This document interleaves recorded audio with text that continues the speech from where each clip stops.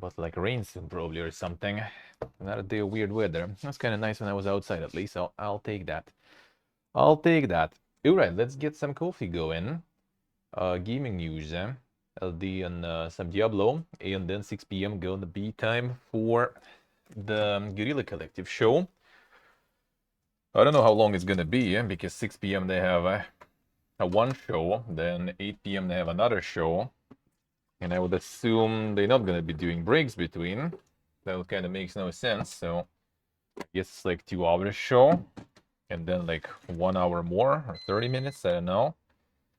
You know, whatever downtime will be there, we're just gonna be doing some Diablo, whatever. Oh, whatever. Alright. There we go. Oh, there we go. Sounds good, and KHP sounds good, huh? On the Hertz from extraction. See, you guys see what were they extracting? It's kind of with the new Twitch rules.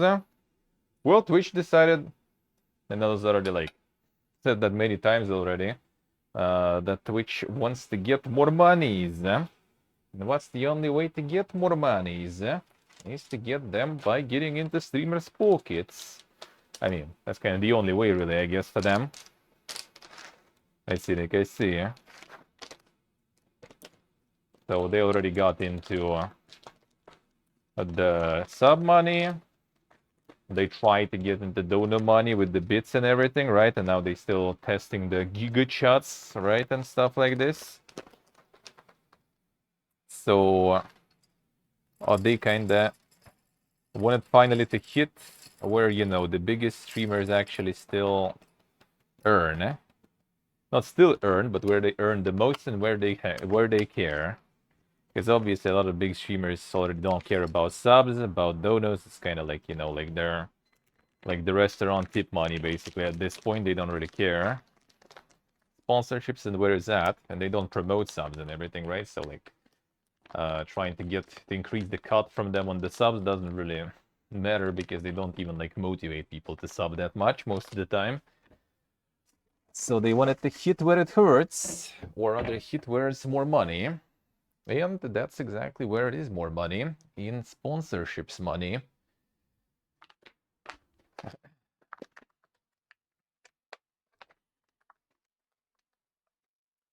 Sponsor rules don't seem too bad for the viewer.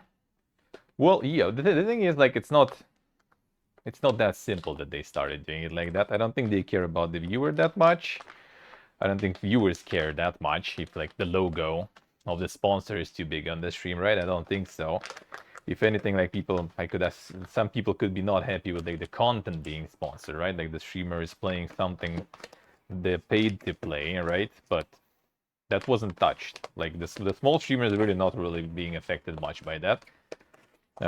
It's just like special disclosure that there is in dashboard, which is whatever. Like, you push hashtag ad, you push like special like check mark in the dashboard, it doesn't really matter. So for like regular person, there's gonna be no difference. But the main difference is for those who have, like, you know, the actual sponsorships. So not like some stream where they play some game for money, but, you know, like company that sponsors them to use their like products on stream, for example, and they have like the logo overlay or something of that company on stream. That is what got affected. Yeah, 3% of the screen rule is weird. I don't know what it actually changes. Like, I feel all those limitations are basically so they kind of force all those like big companies and big streamers to approach Twitch pretty much. Like, imagine like League of Legends championships, like Dota championships, any championships when there's like sponsors banners all the time. How will they run on Twitch now? Officially, they can really. That means they all gonna go to Twitch to get some sort of personal permission for that, right? First of all, I don't think Twitch gonna start charging on that basis, but I just kind of feel that it all probably like kind of to lead towards the situation where they're gonna start concentrating and moving all those like deals and everything on some sort of like their own platform, when they're gonna give you a green light like to do like all those like banners and stuff.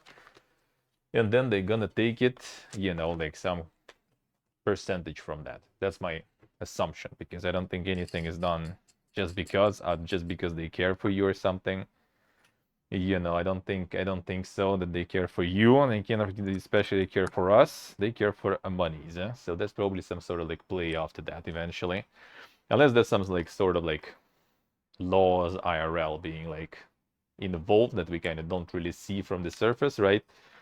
That regulate advertising. It might be happening because I think like UK recently got some sort of like new law about the disclosure of like sponsored content. So that might be kind of connected. It might be not exactly that greedy of them, but just them being kind of safe and trying to adapt their like rules to as many different, you know, jurisdictions as possible. Could be that, but I don't know. It's a weird 3% rule. I don't know who came up with that shit.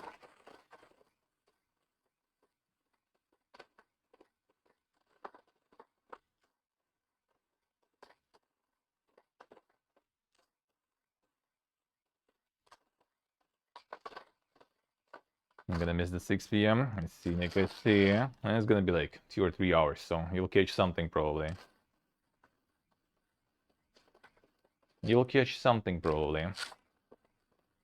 But yeah, with that situation, you can instantly see like the difference, right? When they like do some changes that affect kind of like smaller streamers or anything, like no one gives a shit. As soon as, you know, like the big sponsorships gotten involved, boom, Twitter explodes, everything explodes.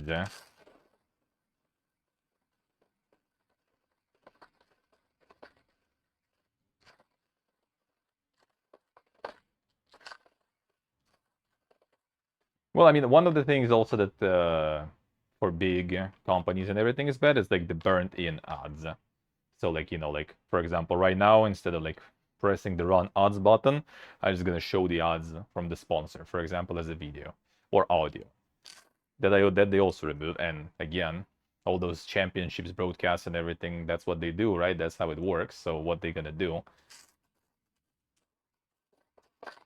Can really care for millionaires crying? Well, I mean, that's the thing. Like, you know, it's at least someone is, you know, at least someone is pushing back, and at least someone is doing something against that, and that's good.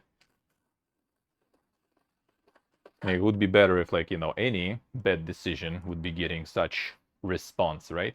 That would be amazing. But at least some get, you know. And that again also is the part of that is the Twitch's fault. As I said many times, if they would have like not the system where all the effort, all the viewers and stuff are focused on the top of the pyramid, you know, but it would all kind of spread out equally, then there would be no such situation. Because like there would be no organized pushback, because, you know, there's just a lot of like kind of like medium-sized streamers sorta. So like someone leaves, sure, go for it, and organizing some sort of like organized, you know, like union of streamers or something, that would be way harder. And now it's literally just like few like content creator groups involved, not happy about it. They raising the ruckus, and boom, they already retracting that stuff.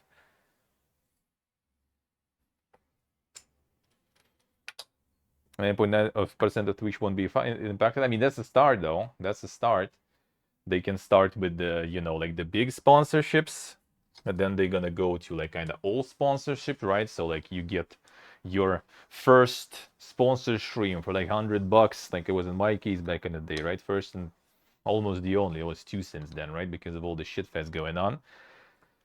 I could only get 1 cent then, and still can't even get paid for that. Like the money is still waiting for the better moment. But you get like your first like $100 sponsorship.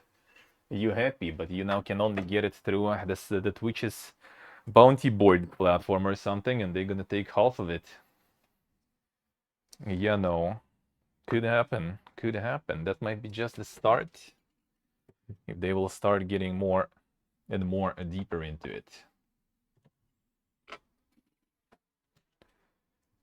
Yeah, they said that they're gonna rework it. Yeah, they will reward it. Yeah, not sure what's gonna be the reward then. Also, in the same time with the new TOS, they pushed the line again that you can't restream on different platforms, even if you are not partner, affiliate, or whatever. So before it was kind of against, like, the partner contract. Now it's against the rules in general. So even if you are not partner, you're just a random guy, you can't restream to all the platforms.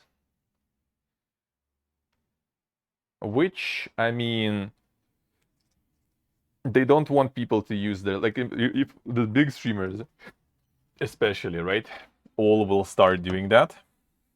Just, canceling all their, like, affiliates, their partnerships, and just basically, doing streams everywhere at the same time. Then Twitch is not gonna earn shit then. Like, they can't put their hands in their pockets whatsoever because they're not partnered, not affiliated. They can run ads on their channel to some extent, of course, right? But they can't overdo it too much. And all they get is they lose money on the bandwidth, on the server power. And that's quite a lot of money, actually. See, if a lot of big streamers will kind of go that way, like I think Moist Critical wanted to do that, like Ninja does that, Like a lot of streamers start doing that, and they just gonna take a huge fucking L. So they want to prevent that. And I do think it's bullshit too. Like, you don't have like good discoverability and stuff, then why are you surprised that people stream on like all the platforms possible? Like, it's only now started to get, kind of like some noise in the mainstream because big streamers started doing that. But like small streamers, like here, for example, I remember back when I was in the Hearthstone closed beta with my old like Twitch account, and I was doing like the Little Russian stream from Hearthstone closed beta back then, and with my shitty Logitech microphone with no webcam and everything. Back then, people here were like restreaming to like 5 fucking different platforms and everything just to farm.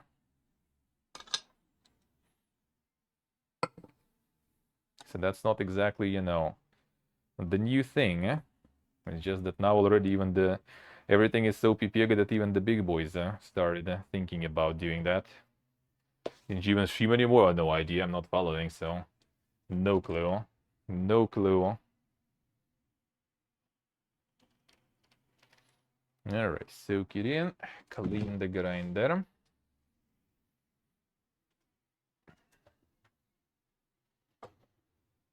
Twitch will die at the moment they kill Prime. I mean, not gonna die, but that's probably like quite a big factor for some streamers to stay around on the platform. Because yeah, Prime farming is pretty big.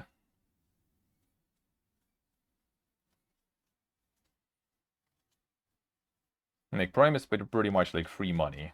There's like a pool of free money on the platform thanks to Amazon that is being dropped on streamers.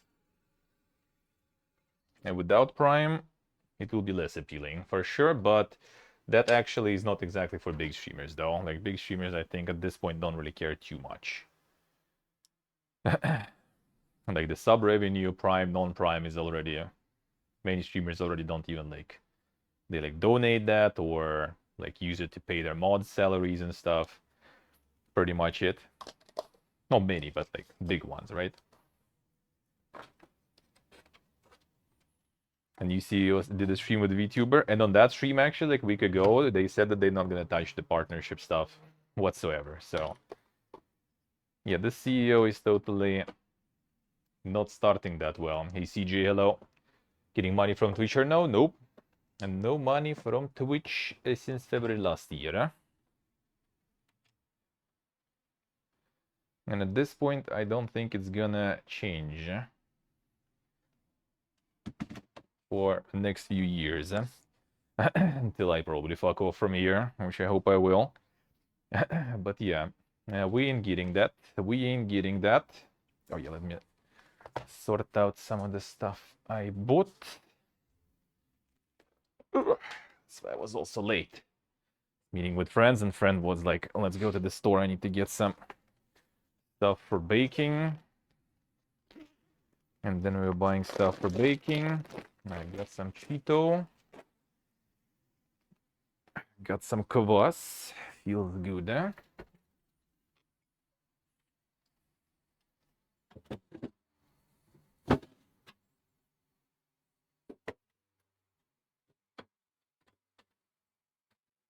And I get it cold. Got some meat. The balik. Like Copa di Porco, I guess it would be something. Probably not exactly. It's very nice. Very nice. 50% cashback. Feels good, man. The marketing. And the steaks marinated, they sell it like this nowadays. Huh? Just open them, throw them on the grill. Easy. Easy. Well, it's not the beef steak, it's the pork steaks. Nothing fancy. Some blood candy. Vitamin C. Blood candy out of the blood cells. The concentrated blood cells. Actually pretty nice. All right, and a bunch of food boxes from Babushka. There we go.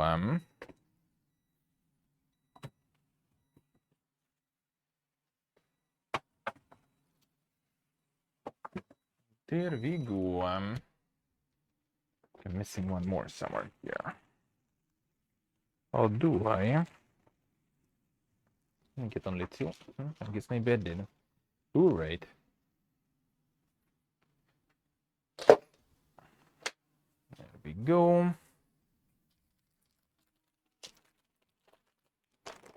There we go.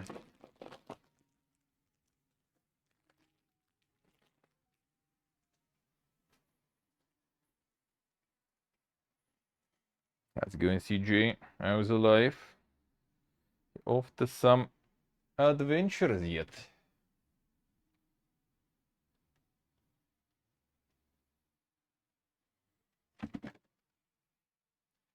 All right, let's go.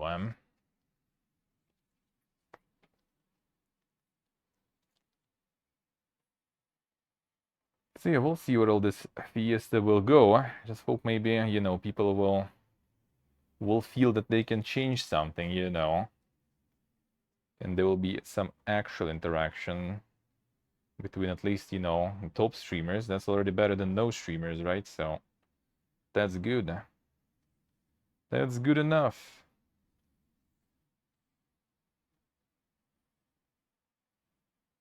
All right, let's see. Oh, what do we have? And what is up?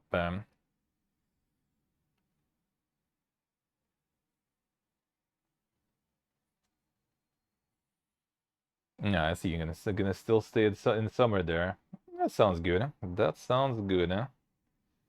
Yeah, gonna chill. I'm gonna chill summer here probably too. For now, still. But then we'll see. Oh, damn, son. Vampire the Masquerade Bloodlines 2 teasing something. Join us in September for a big announcement. It's alive. It's alive. Ah, what a twist.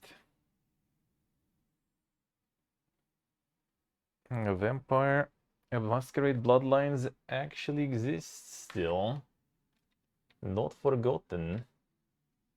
Guess we'll see.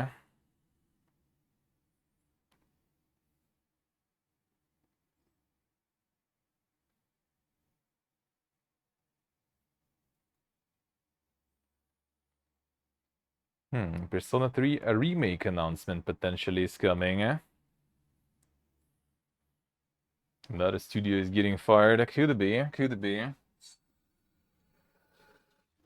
Could be that.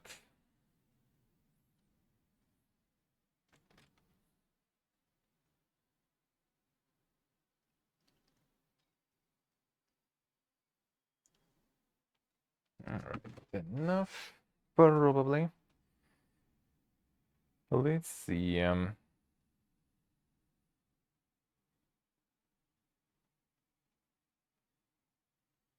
Amnesia the Bunker is getting some good reviews. That's nice. Apparently pretty good, but kind of short. Happens. But yeah, I would take that with a little bit of salt there, you know, about the short. We'll see. Is it actually short?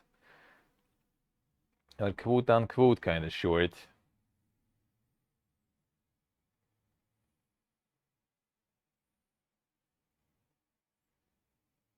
EA is planning to move Star Wars The Old Republic from BioWare. Publisher will reportedly hand development to a Broadsword to free up resources.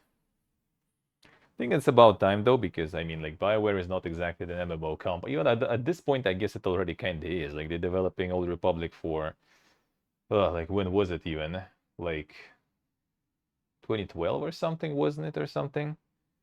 When it was initially out. So, and at this point, it is already kind of MMO company after working for shit, you know, for 10 years. So yeah, they would change developers 5 years in. Well, I mean, it's just content at this point, really.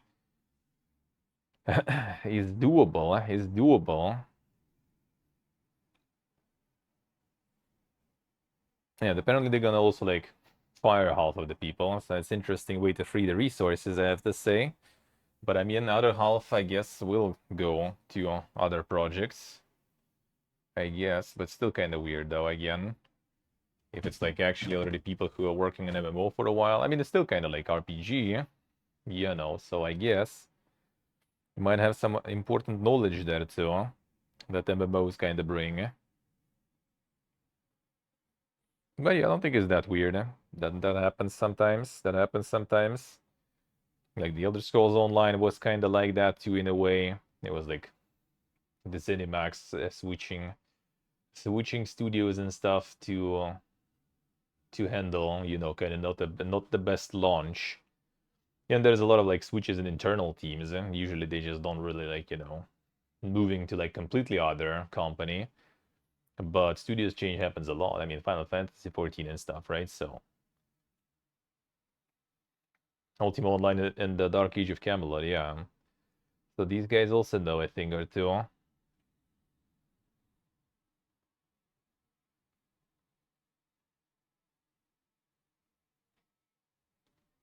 The CEO bonus getting Danker, yeah.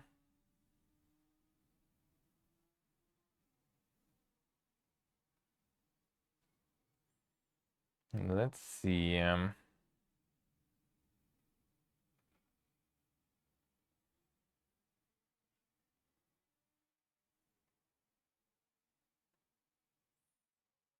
Square Enix translated Final Fantasy 16 in Russian.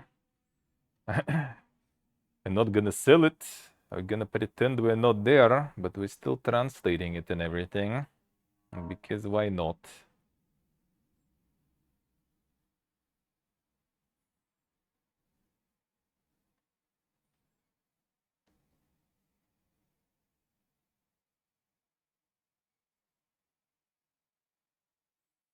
Twitch actually responded even like 5 hours later. That was pretty fast. That was pretty effective and fast pushback, I would say.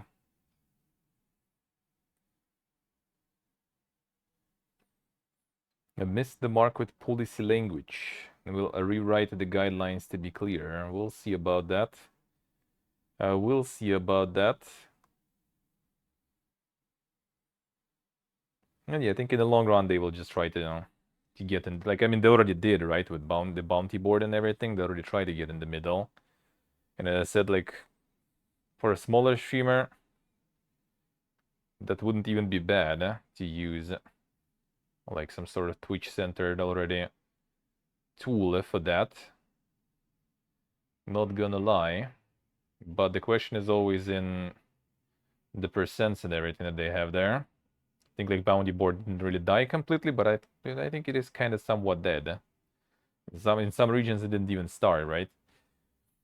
And somewhere where did it start? From what I heard, people were just like getting some offer from Twitch. Then they were just like literally, you know, going to the company's website, finding the contact info, just messaging them like, yo guys, how about we collab and stuff, you know, I'm ready for partnered content, and they were getting paid like way more. And that's what stops people from working with Twitch as a middleman. And they are way too corporate, man. And again, some smaller streamers probably would be happy getting something. But since they're pushing, you know, the top of the crop all the time, then they're getting to deal with the top of the crop that has like already lawyers, managers, you know, the whole organizations.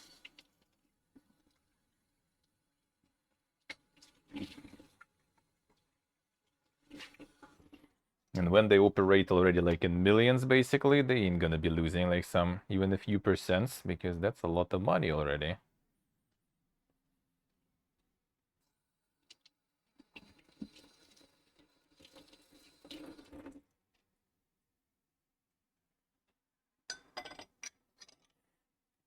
All right. There we go.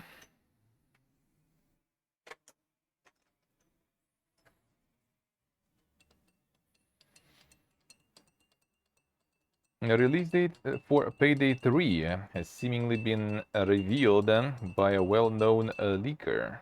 That's done. Yeah, we'll see. We'll see when. Let's see here somewhere.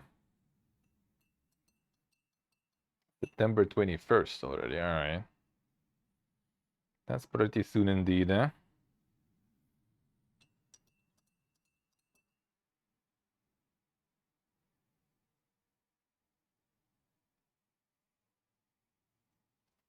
Some details on Cyberpunk sequel already from the earnings call and stuff. Stop the music. What is this? Why are you like that? Like it's kind of quiet there.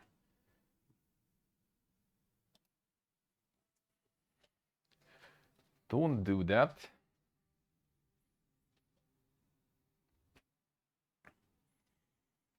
There we go. Well, I mean, there's probably not much to show yet now in terms of sequel. They're still gonna be focusing on the DLC of Cyberpunk.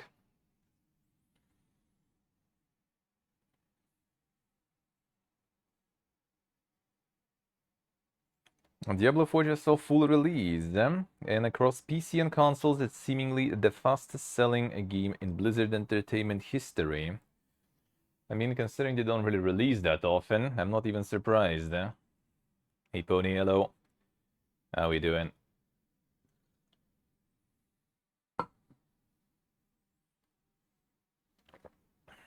The Vampire Survivors like 20 Minutes Till Dawn will leave early access in June on June 8th.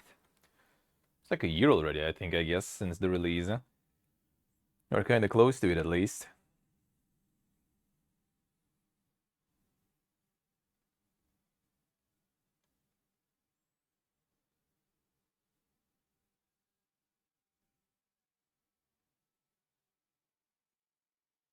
Let's see.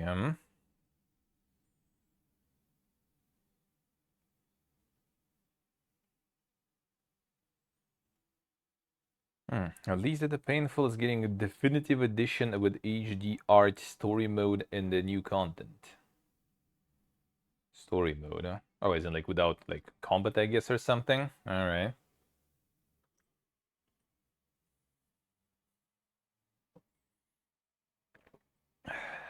Wait, which demo? Which demo?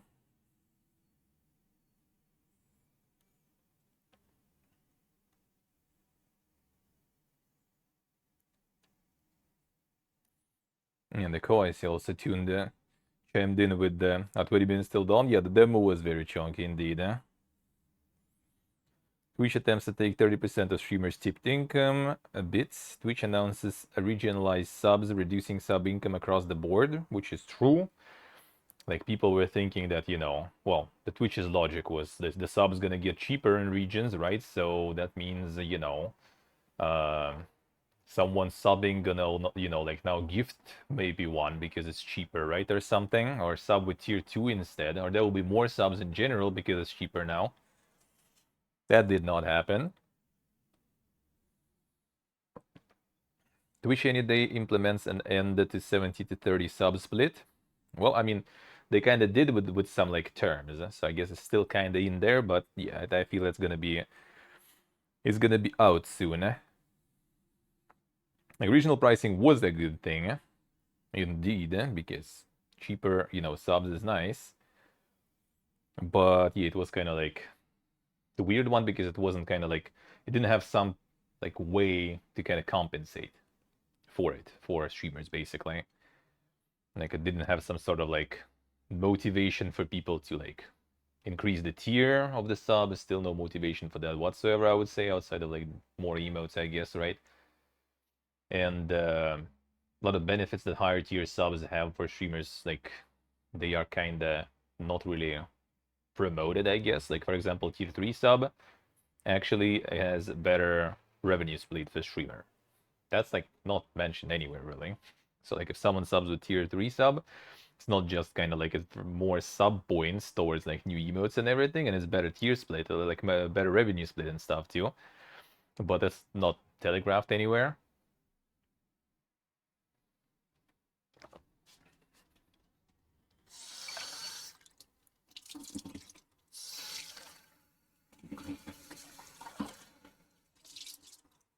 Yeah, I think it's kind of PP again.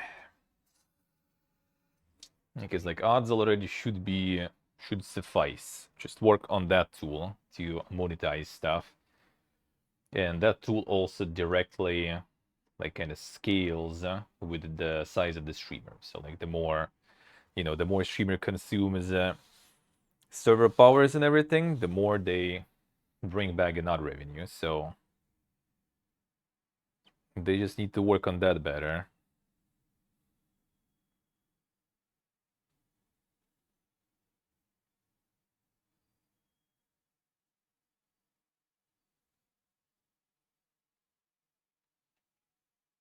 And the issue wasn't the regional pricing, it's how Twitch handled the implementation. Yeah, that I would say is true. Yeah, the compensation thingy was like super weird because like they did this change after the month I was on vacation, right? So like whatever compensation, if I would go for the compensation, like whatever compensation would be there, it would be nothing. Like I wouldn't be compensated really whatsoever. And I think for Triz it was other way around. Like he was doing subathon and stuff. So like on one hand he would get kind of like chunky compensation, right? But also on the other hand, he would need to kind of like grind, like the subathon amounts of hours basically, just to get like part of what he was earning on subathon, and that you need to do for months basically. And your revenue constantly is like getting like slashed lower, lower, and lower. And that was an interesting transition thingy.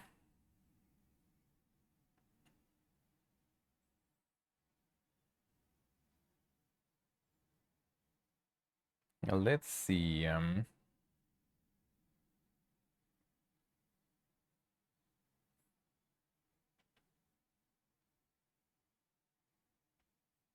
there's now like extra SSD. Yeah?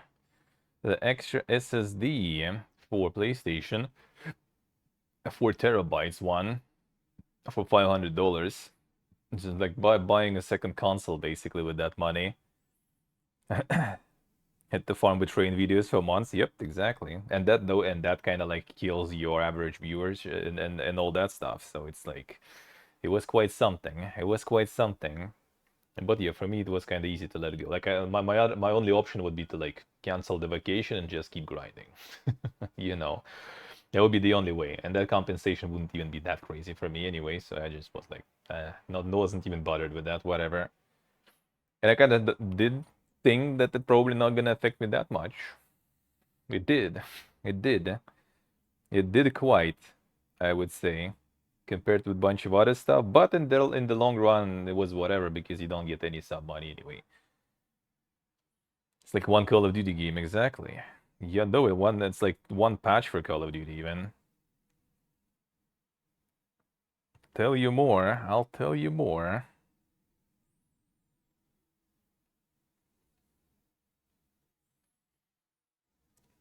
YouTube has similar policy for burned-in video ads. The difference is that Twitch also has competing display ads and testing live ads, sponsorships, channel skins, and more.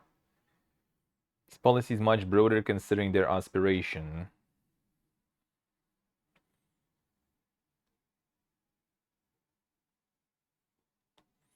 If Twitch would be targeting only the burnt-in video ads and stuff, that wouldn't be too bad, but it's still gonna be kinda weird. But yeah, Twitch is like testing first-party solutions to almost every way creator currently earn money from third parties. Yeah, and that's why they made their like own alerts, right? The sub alerts and stuff. Like it wasn't a thing until now for like over 10 years already, right? Like all the sub alerts and everything, it was all third-party things, like Stream Elements, Streamlabs, whatever people use, right?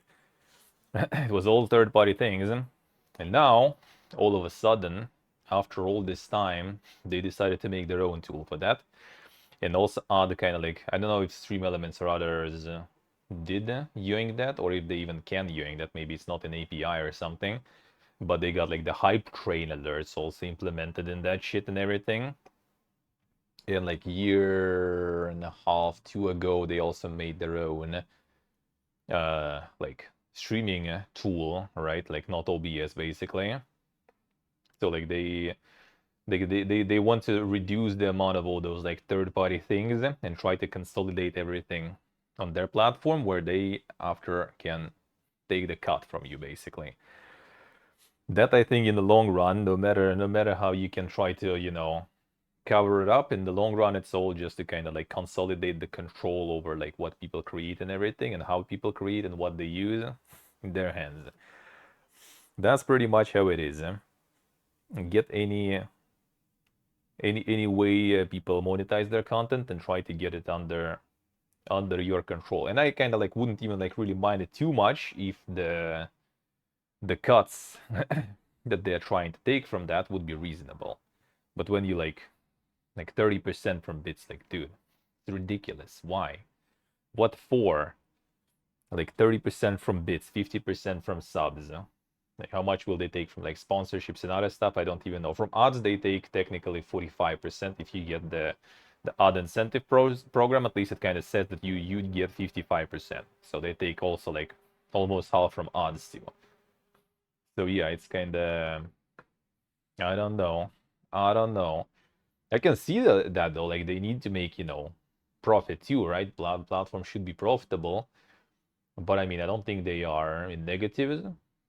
They're maybe not, you know, like it's kind of like the Square Enix complex again, right? Like we have something good, it's sold, it's good, people like it and everything, but it's not good enough, man. We needed to make billions, then it's good, you know. Maybe it's that's the case. I'm not sure. I'm not sure.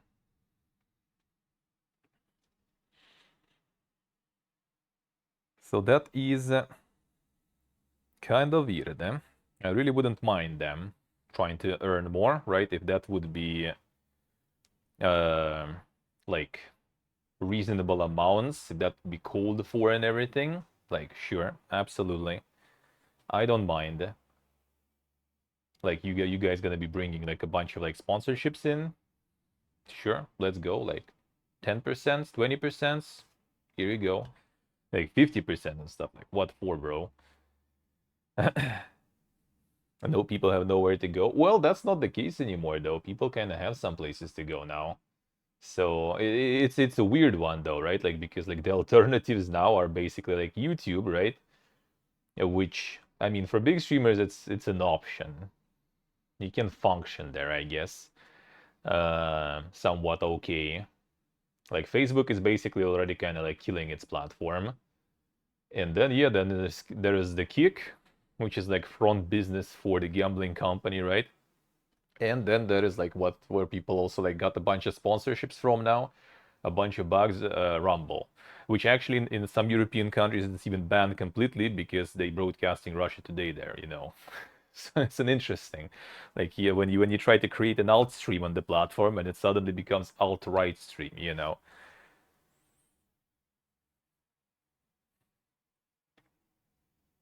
Rising now and Twitch shoots itself in the foot almost monthly.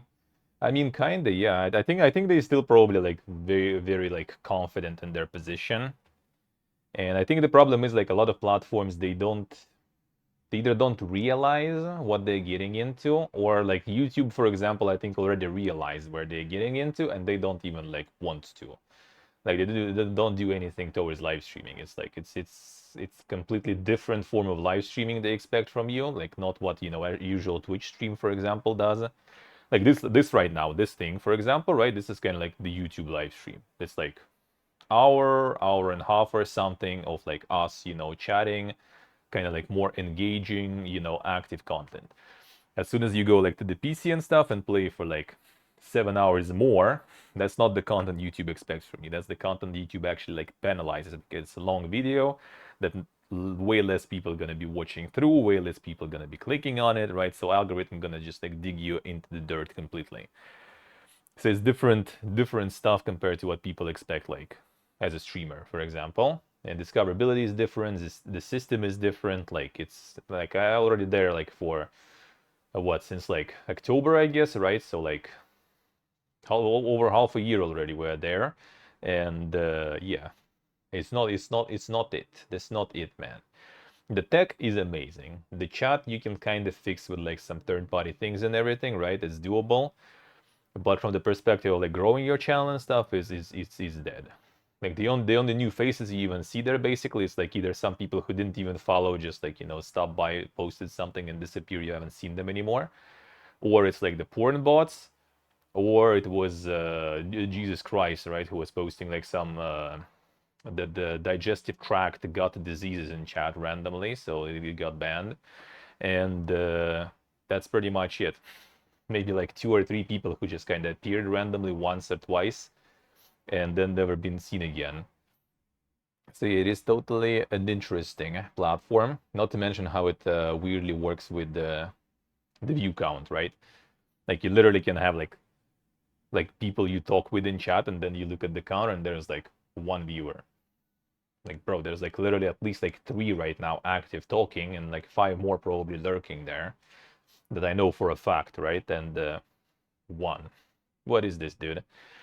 And yeah, a lot of like streamers already were molding about it. I think it probably not gonna really apply to big streamers. Like when you like huge enough on YouTube, you already can like bend the algorithm anyway, right? Like you don't care about it anymore.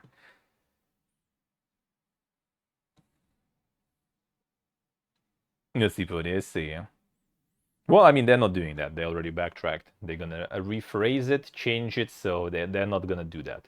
That was just like, you know, they went in, I'm not sure, maybe YOLO, maybe kind of testing waters, and now they backtrack. They're gonna rework it and start to like, you know, slowly implement it other ways, you know, like with some different ways. I would assume. Are gonna do that yet. Yeah, they're gonna do it more carefully and slowly, I think.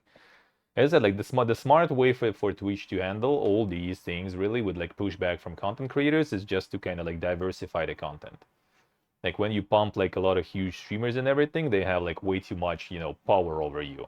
Like OTK alone, for example, right? Basically like with all those tweets and stuff, like just like started the fire pretty much. Just like the content creator org, they already organized.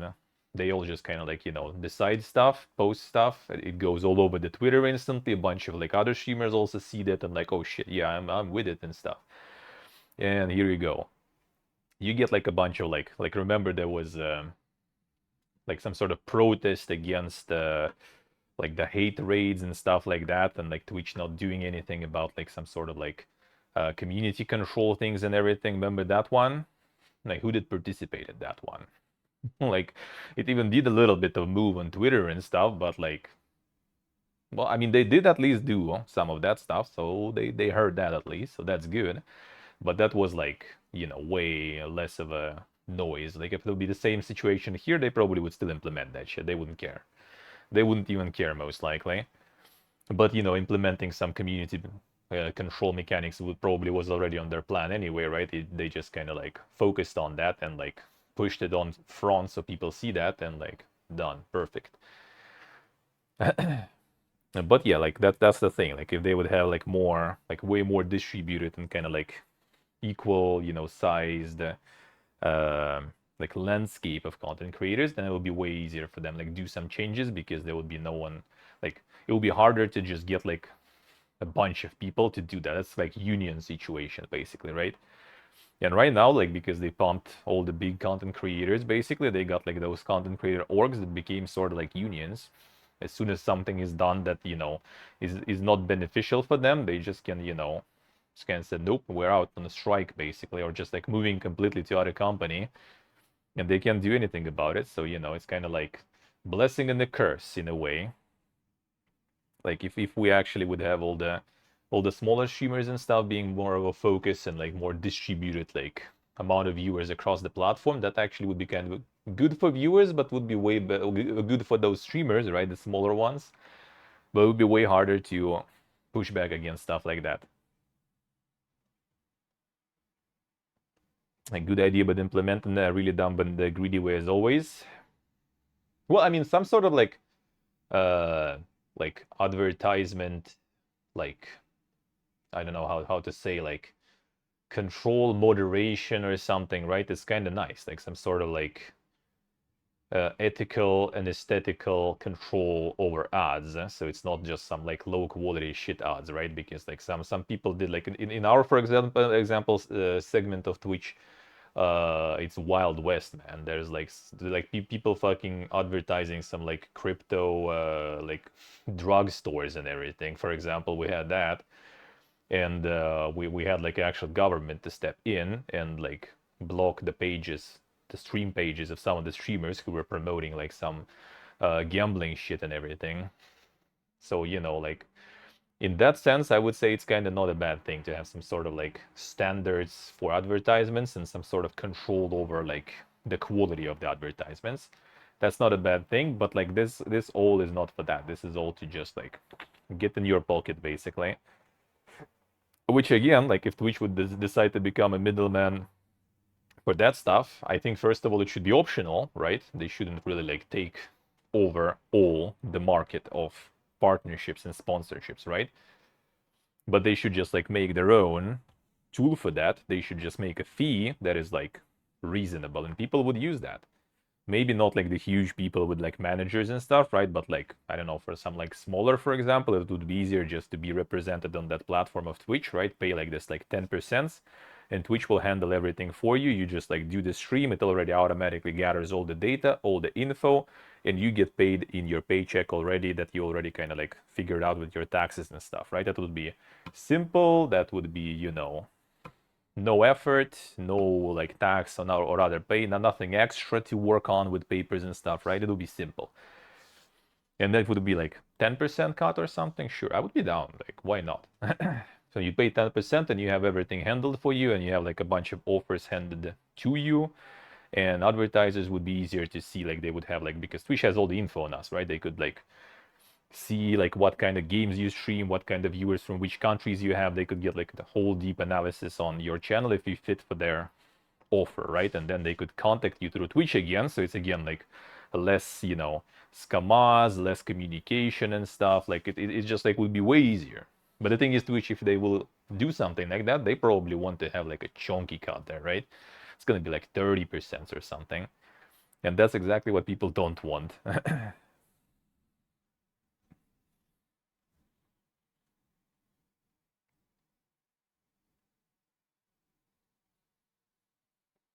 Yeah, they have like everything. They have all the stuff there. Like that, like I mean, you already can request your data from Twitch, like what they gather from you, and there's like a lot of info there. They all your chat logs in every channel, everything is there. They know everything you do, even what you put in like the search bar when you look for channels or something or games. All that stuff is there. So yeah, they like that would be a good tool for advertisers. That would be a good tool for streamers. But like it all like kind of like bits, right? Bits in general is a good thing because it's like it's Again, less effort, everything in one place, extra benefits from viewers from bits, right?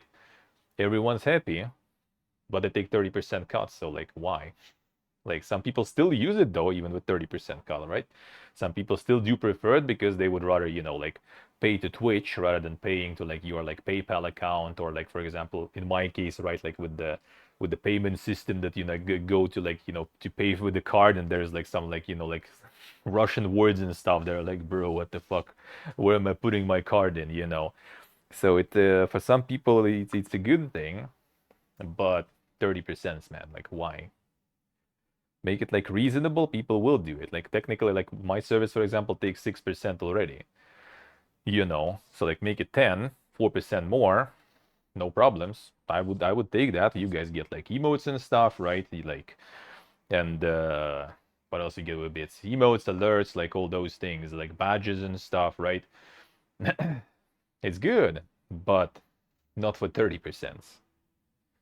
And the Fury Musket, yeah, exactly. Exactly. That might be a. For some people, though.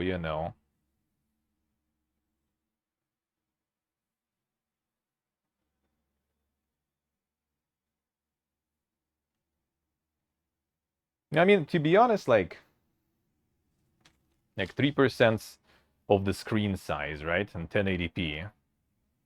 It's not even that bad, honestly. Just for the logo of your like, you know, of your sponsor and stuff, it's not even that bad, really. Like I don't know why would you need more, honestly, for just a logo, for example. It's not too bad. It's not that bad. But I think yeah, a lot of people just don't like the fact that the burnt-in ads.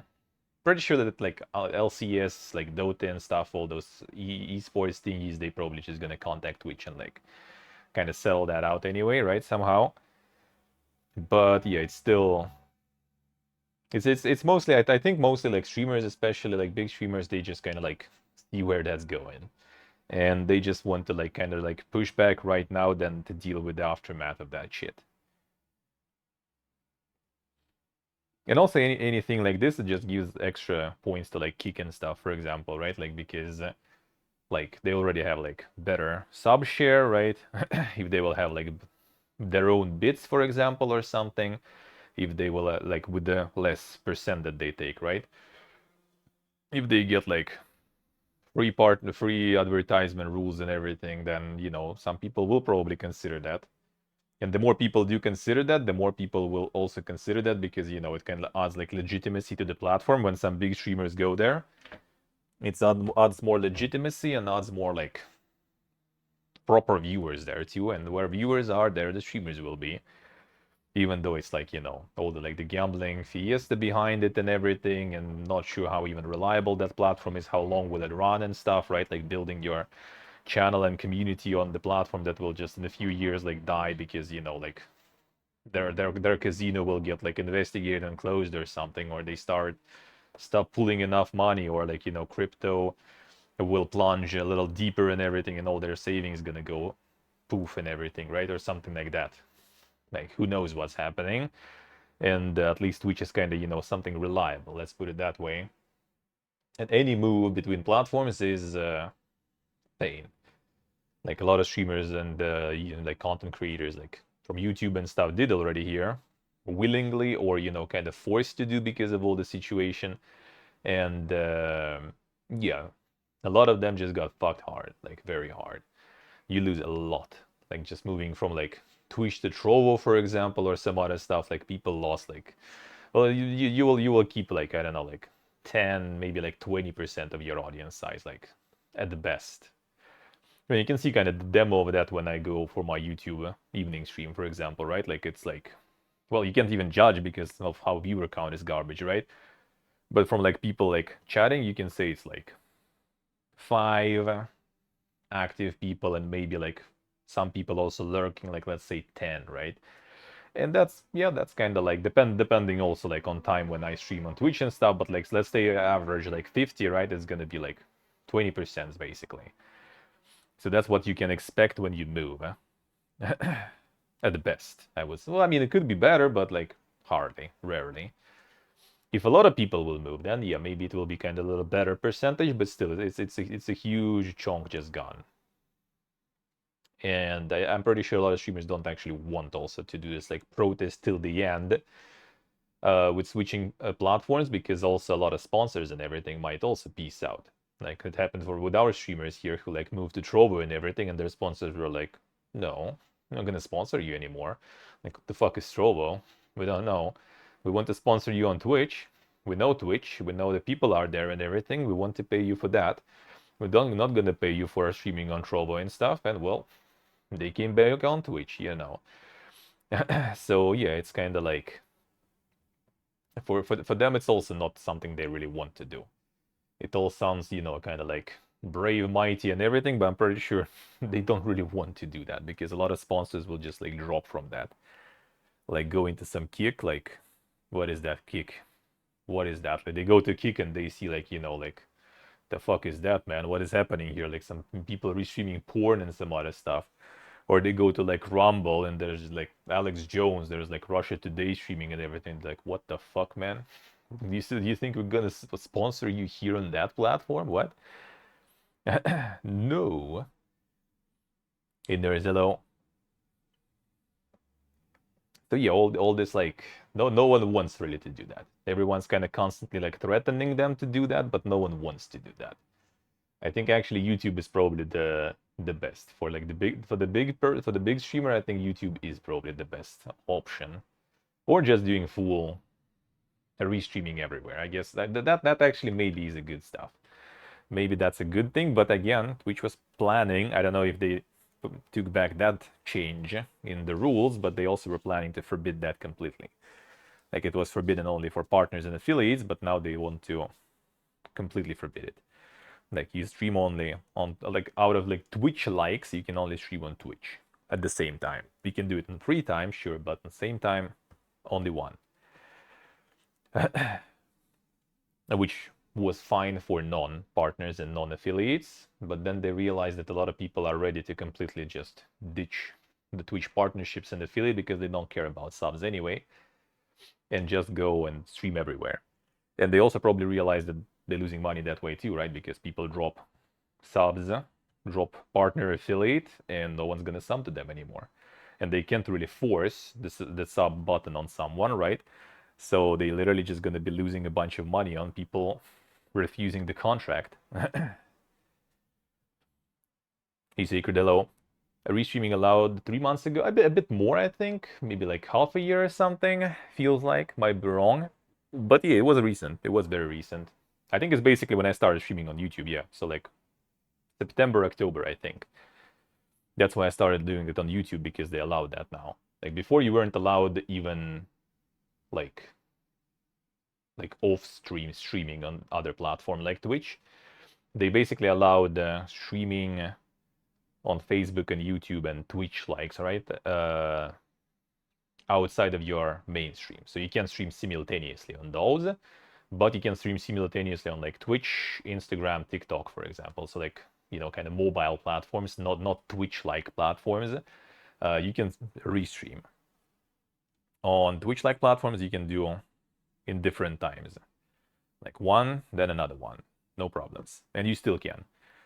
But a lot of people just decided to restream everywhere. And now they kind of decided to forbid that. It was forbidden, but you just lose your partnership. And a lot of people just don't give a shit about, like big streamers, right? I mean, they don't give a shit about YouTube, Twitch partnership. Like, sure, they're gonna lose like, maybe they have like 10, 20,000 subs, right? Which is like, you would like for us, right? Is a huge money. Like 20k subs and like 50% cut even, it's still like 50,000 per month, right? That's chunky, but like, you know, for them that's like an hour of sponsored stream or something, so they can like get out and just restream on like more platforms and get way more viewers, and way more viewers equals way more money from sponsored streams. So and now Twitch wants to cog block that too, so you're not gonna be able to, even if you are not partner. I guess they ban you or something, I don't know. Like if you are not partner, even if you're not affiliate, you're still not allowed to restream the different platforms, Twitch-like platforms again. So yeah, that was one of the changes they also plan to do in the same update. I'm not sure if they're gonna be rephrasing that. It's trying to kill itself. I think it's the other way around. They're trying to kind of save themselves there with the restreaming stuff. With the restreaming stuff, I think they try to save themselves. With the sponsorship stuff, I wouldn't really say killing itself, but yeah, I think it was just kind of like the potentially something that would escalate in something way worse. As we were talking about it for a while already, but yeah, I think it might be just that they eventually would just, like try to get all those deals through themselves and limit it and then put some cuts on that as usual. So we'll see. We'll see. They already pushed back, well, like pulled back rather, the changes after the pushback from the community was pretty fast too. 5 hours since the announcement already. Like, all right, we're gonna rework it. We did some wrong wording there and everything. Added some more, clear it out a little bit and stuff. So we'll see. We will see. That was very fast reaction, I would say.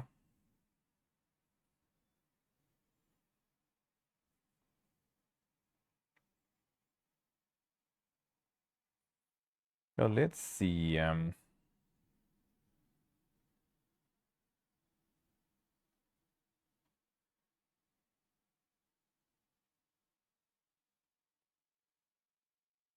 this we saw yesterday. Oh, what else? What else? Then the Payday Crime War is out. Damn son, they're gonna be pumping some mobile now too. And the mobile free-to-play Payday version.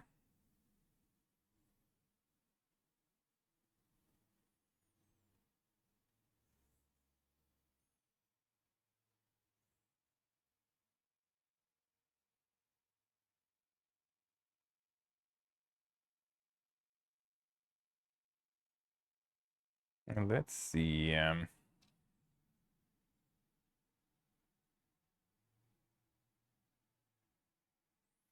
Fortnite Season 3 update will premiere at Summer Game Fest. Oh yeah, Jeff even sent an email about it. Damn son.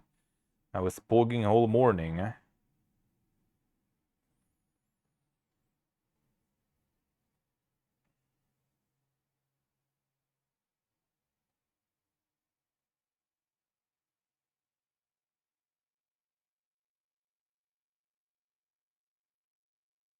See, like the dude is the one that the Zach Bussi is like posting a lot of news and stuff. He's like also like fuming here about Twitch with all the changes, thinking about switching the platform and everything for the first time. Yeah, I mean, I guess recently that was a sentiment for a lot of people. I think I'll start by refocusing on YouTube VOD content.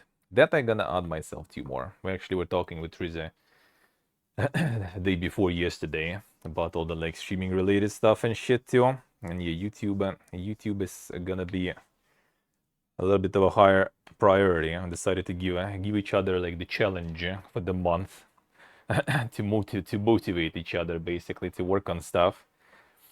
I'm gonna do that. Gonna do that. I need to do that at this point already. I got even 3 emails from Jeff about that, damn son. He's very excited indeed then.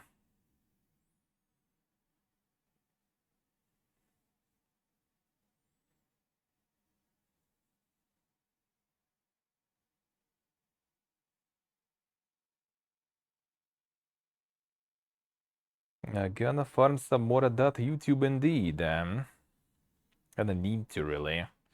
Nowadays.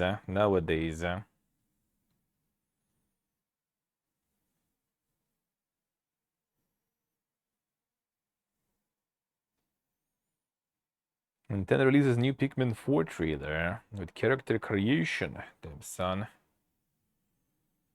Of the epic stuff.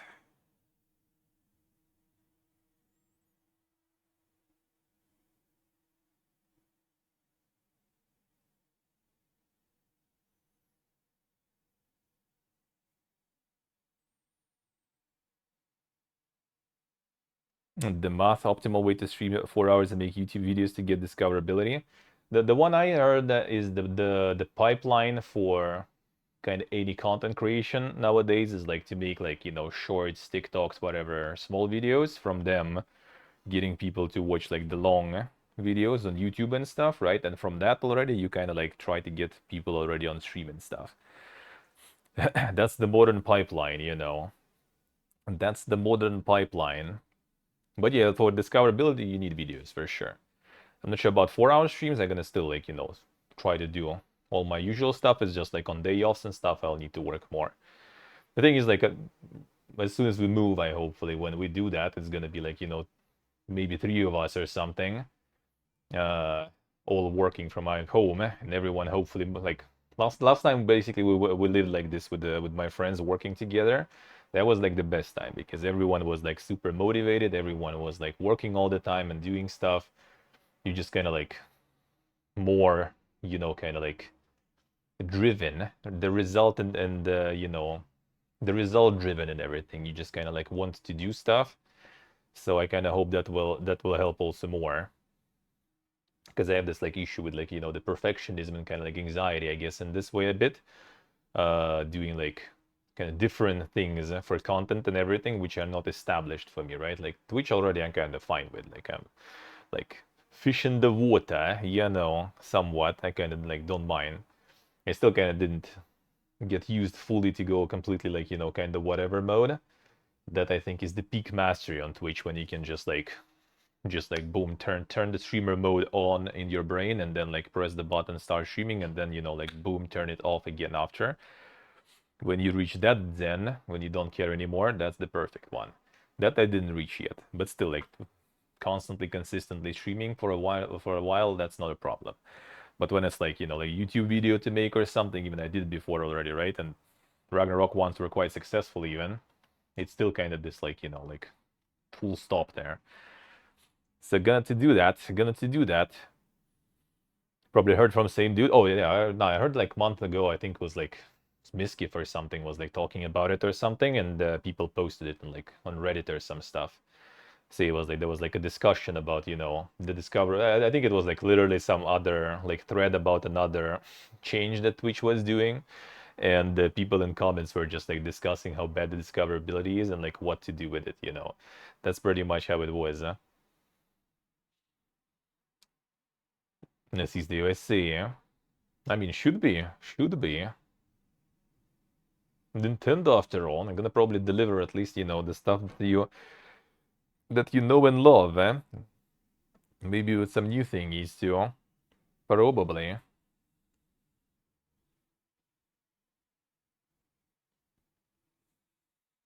But yeah, that's pretty much how people do nowadays. And YouTube also is like Teresa said, uh one of the streamers who also does the YouTube. I'm kind of big on YouTube too, and their YouTube VOD channel, right? Just the channel where they dump what's kind of like what I do, right? But I mean, obviously, I'm like small streamer and small YouTube channel too.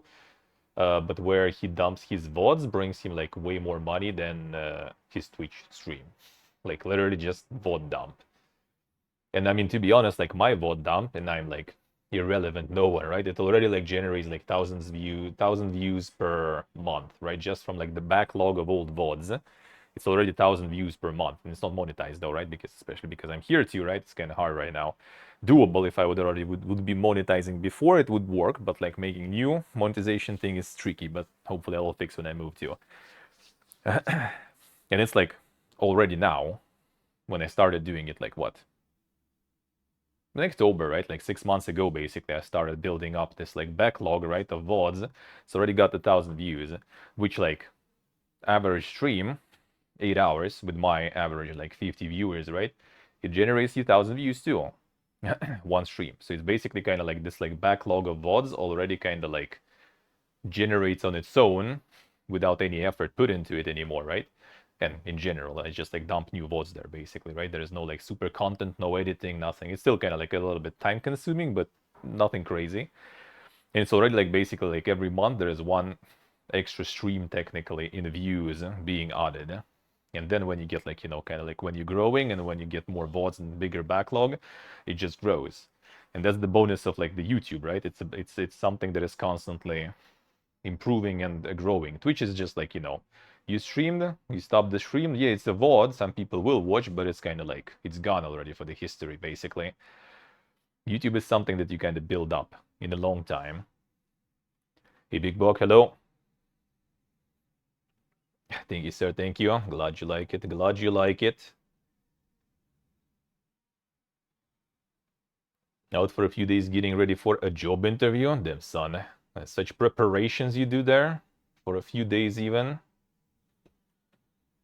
Yeah, the way like streaming, games and stuff, that's the stuff I can like rant for long times. Oh, I see, Sigurd, I see. I know the feel, man. I know the feel. I actually kind of do now too. At this point, I kind of just, if we're moving, I just probably gonna get stuff there already, so I don't need to like bring a bunch with me and everything. And I really need like all my pants like are dead. Hey, look at this shit.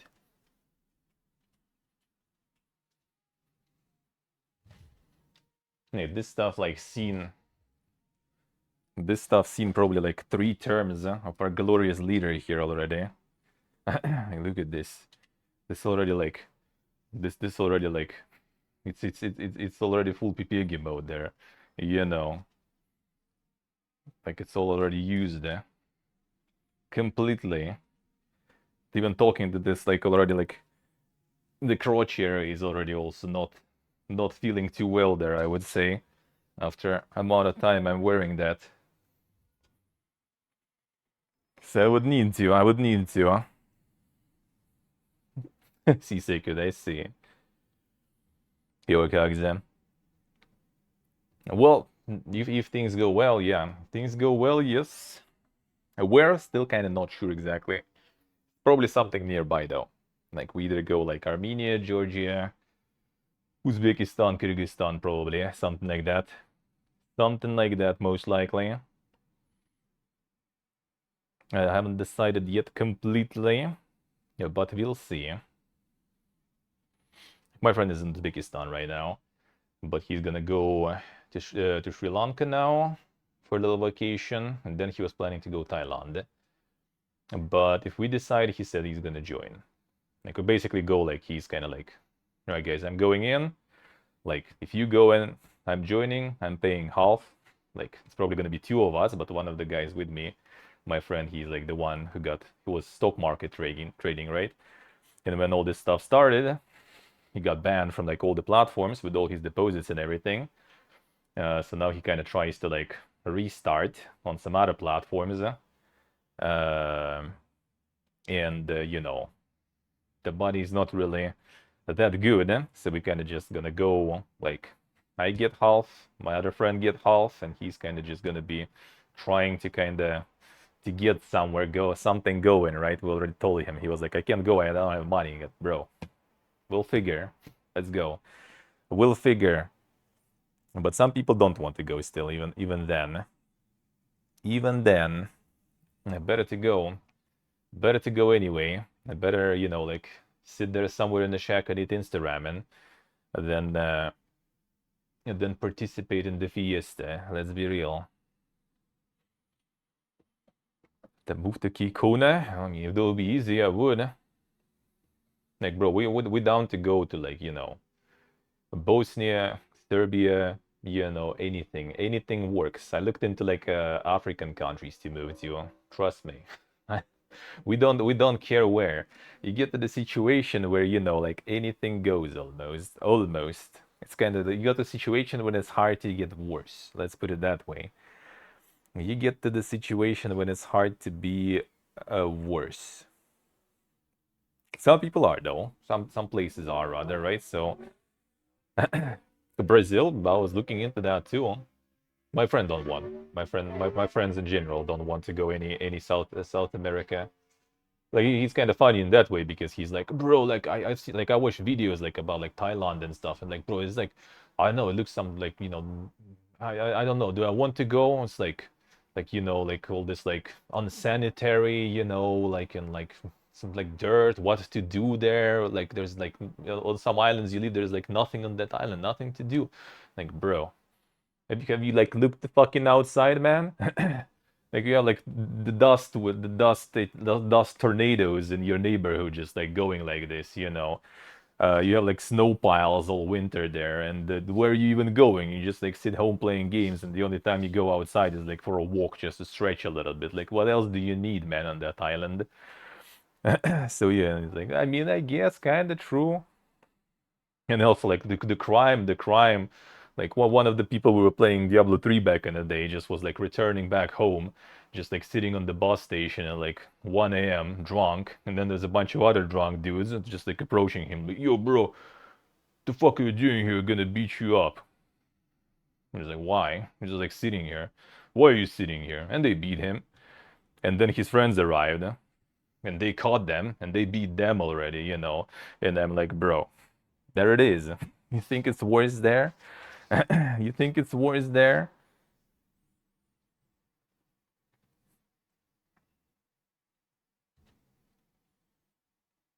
Yeah, I read like the article. One guy moved it uh to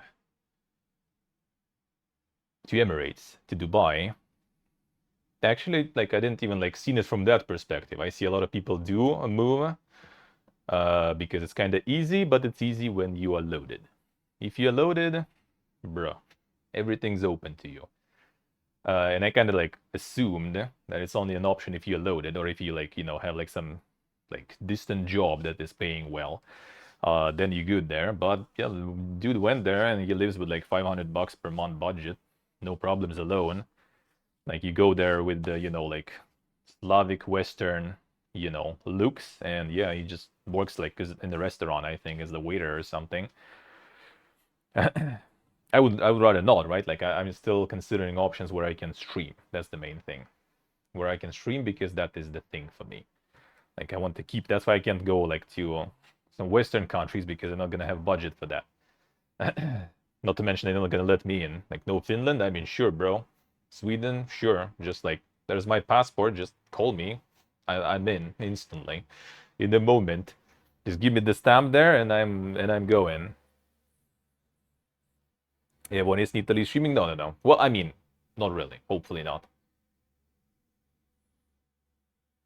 Yeah, sacred. That's in many countries, really. Yeah, in many countries, there's like those like how do you say, uh, like enclaves, right? Like I think I read about what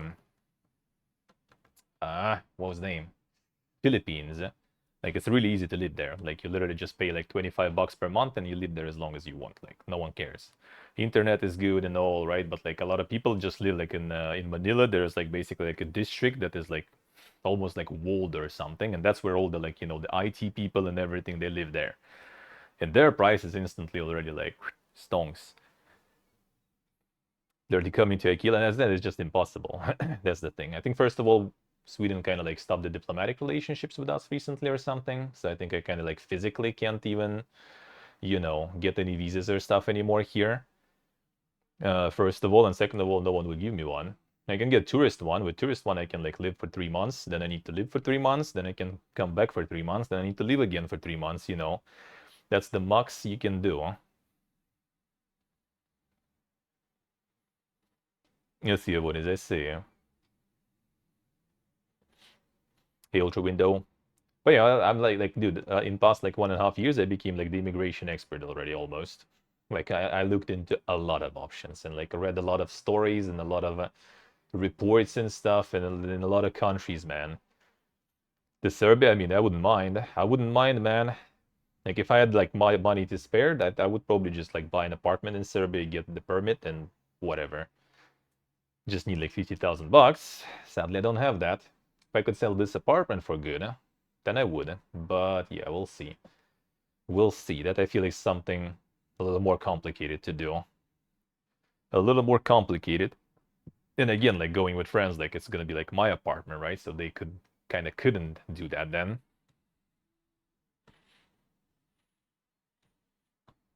Like I like my dream would be like to go like Argentina. You live there for a few years, you get passport, and that's already, you know, like that's a good start. After that, you already can go somewhere else, but you know, you already will have like a different one. That would be kind of nice to have. But that's also South America, right? And that's kind of far and that's kind of expensive. So Yeah, not exactly an option. And guarantees would be nice, yeah. It's not that easy anymore, yeah, apparently. I heard so. I think in 2023 they didn't give a single permit to our people because like they gave so many last year that they got some questions from like government, like, yo guys, you kind of like handling them out way too easy. So they kind of started like doing more checks and stuff. Now you go through like court and everything. You still stay there and everything, right? All that time while the court is going and stuff, and you maybe will get it in your favor anyway, but it's just, yeah, no, like bureaucracy, whatever. Yeah. Yeah, it's just a little stressful. Like I mean, it would be not too bad to get myself into this, like, constant, like, running. Like I need that. I need that. I need that kick up the butt to just get the fuck out is good also for me. Like I'm ironically looking forward to that. Like not and do in the same time because that would be just kind of like more, energy and stuff. I'm just like anything out of my usual loop is just like stressful for me now. Like like oh shit, I need to go to that like department or something for some paper, and it's just like I need like waiting for that day already every day. Like I don't want to, man. Well, back in the day when we were like going to studies, it was just like, oh, go there, all right, sure, go there. We have this plan, all right, go there. Like you were just like way more mobile and stuff. And then study is over, working kind of at the PC at home, and you just kind of like put like set the roots down already, and you just don't want to go anywhere and do anything. And yeah, the Germany and other places, like a lot of things are kind of doable, but not exactly. Like I would need to go either kind of like for some like job immigration, which requires them to give you job visa, work visa. I tried last year. The Songs of Conquest company were looking for community manager and stuff. I applied, made like proper resume, the demo video and stuff. Like I saw it, I was like, all right, this is like the destiny, man. This is the game, the company that I would love to. And let's try. I'm not in Europe, so not really. Not really. Didn't work. That would be something I maybe would actually go, especially back then. But I kind of wanted to stick with streaming. That's the thing. But that's what I want, if possible. In the Western countries, I mean, like, no, this way. With this, you can't really do in Western country. You're not gonna be able to, sadly. So for now, we're looking for options that are a little more affordable. Yeah, then we'll see. Like, I'm not opposed to that. I'm not opposed to that.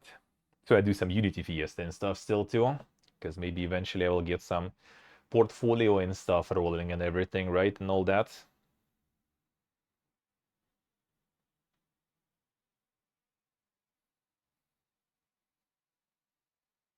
Surprise still at home.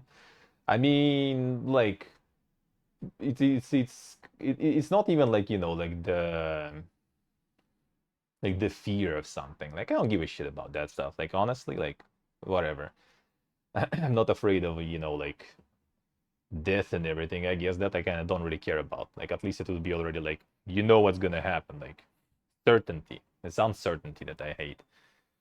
That's what I hate. Like I'm more kind of afraid of the fact that like how old this kind of go, like in terms of like streaming might not even work anymore, right? They kind of can ban some platforms, like payments might not even getting through and stuff, and I will need to like look for some other stuff to do, right? And it's just kind of like abandoning like switching from streaming to something else because just like I don't know, let's say like channel dwindled and stuff, right? And it's time to move on. That's one thing. That's kind of like that's on me. But when it would be just like everything's banned, no payments going through, no games available, and you just because of that you stop streaming, like forced to stop streaming, that would be bad. That I don't like. That I don't like. The money is like even like money in general is also like it's like you need it to pay for food, right? But it's paper. Like I don't care. Like as long as I can fund the food and like roof, I don't give a shit. Like you saw my pants, man. I don't wear Gucci. I don't need car. I don't need anything. I don't give a fuck. Like as long as I can be like this like gaming streaming hobo, I'm okay with that. I'm okay with that. More would be nice, but I stopped with the prioritizing that long ago. Long ago. Yeah, the move even like mostly because of like the uncertainty what's gonna happen. Like, will we get like everything blocked eventually? You're not gonna be able to like upgrade PCs and stuff, get the consoles, get the games. Already a whole fiesta sometimes, right? With some games, it's just like this kind of shit basically. That kind of like gets us already after 1.5 years, really. And I mean, again, not leaving because budgets. Like, if I would have like I don't know, like 1,000 per month or something, like I wouldn't be here for sure. I wouldn't already be here 100%. It's just like way harder. It's kind of like the scale, you have like how much you want to leave and how much you can afford. And it's just kind of like, right now, how much you want to leave starts to kind of like going a little more, a little heavier. Can get everything 10x the price. Yeah, well, I mean, eventually it might be very hard too. So like right now it's easy. Like right now, like you don't even feel that really that much outside of me, right? Like people who work with Western stuff, they suffer. A regular person, they don't feel shit. Like no difference, zero whatsoever. That's something like, they probably don't show or anything, but for average person here, nothing changed. Like you look at like my parents or something, they go vacations, they went like Egypt, just like they did, like every year before pretty much. They have their Volvo that they driving, right? They have like summer house with the garden, they have their jobs, they have their like, solid income, they can afford this, they can afford that. Like they like nothing changed for them. Peace on prayer. Hello, how you doing, man? And they, I would say, kind of already like in the middle class range, right? And you take people from like lower class, like they don't feel anything whatsoever. Like they have even less requests. They don't care. They don't need Volvo, right? They don't need to go to Egypt. They can go to like the local Black Sea. Beautiful. They can go to the local lake on the bus. Beautiful. There's some pork to make some barbecue. There's vodka in the store. Like, bread and everything, potato. Life's good, dude. Electricity, TV, nothing else needed. It's all about, what you need, where you are in the layers. Nice, Umpire, nice. Sounds good, huh? Like people who work like artists and stuff, right? Like content creators, they got affected a bunch. They got affected a bunch. A lot of people got affected like mentally with all that stuff too, obviously, right? Because like there's not a lot of people who like, you know, with the war and everything to be a part of that shit. Like a lot of people, a lot of my friends on like antidepressants, some people drinking regularly for like the past year and a half, basically, right? Like everyone copes how they can. And so far kind of managed, but like sometimes it does feel like I'm already like running on fumes. Like I want vacation, but then like I take like a nice day off, go hang out with friends or like with parents in the summer house, like sauna, barbecue, some beer. Amazing, right? Like the rest and everything. But then you still kind of like go in and it's just like it's just like the pressure is constantly there. Like you can't remove that kind of pressure. It's always like there. You can rest your body, but like your mind is still not fully rested there.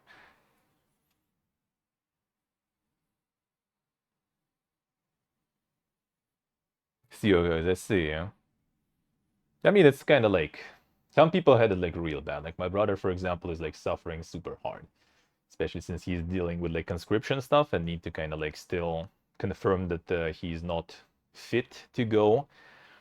So like for him, it's super stressful. Hey, dog. Like he's very stressed.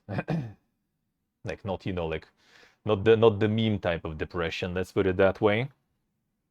So yeah, it's for some people it is really bad. I just kind of in general already like dealt with a bunch of stuff in my life, being born in Soviet Union, living through 90s and everything here, it's kind of like you already get used to shit. But yeah, this time it's a lot of uncertainty, 90s were bad, but there was like this like light, in front. You see like that it goes somewhere good. And now it's like hard, but there's no light. You just see that it goes somewhere. There's like turns, and some even like more like this, I would say. So that makes it a bit harder.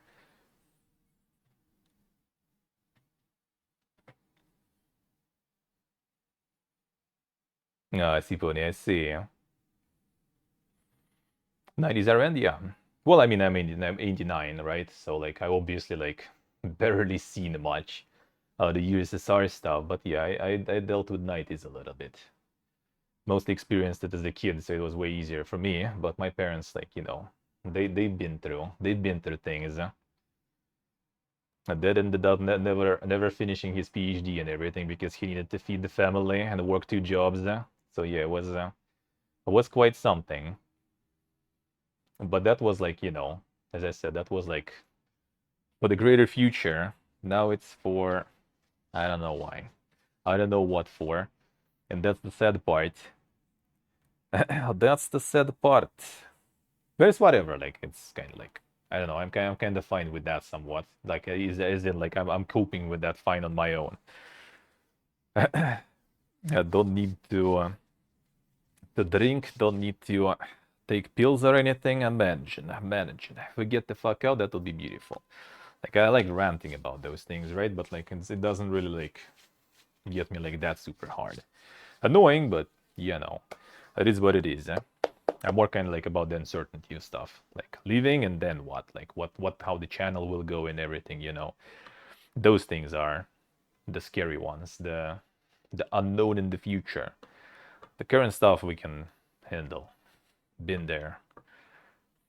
The uncertainty. That I wouldn't wish on anyone. That I wouldn't wish on anyone.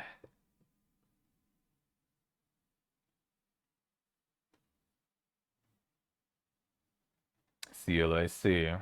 Feels bad, man. True pony, true. Well, again, that's the thing. For some people back then, it was good. As I said, if you're like the person with like kind of middle lower class back then, just like right now, for example, you see only kind of like good things from that, technically, especially watch TV, right? You don't see bad things. That's the thing. So a lot of people did like that because back then the classes were a little more squished, right? There was very few of the super high class, and everyone else was at the low mostly. So it was more kind of like my friend said, for example, right? When all this stuff started, he's like, I kind of actually like this situation because my life is complete shitter since like 2014, and at least right now everyone is in the same shit with me. So I feel a little bit better because everyone is here too. And that's pretty much the logic of a lot of people back then too. Like it maybe was bad, but at least everyone was in shit. So it felt a little bit better.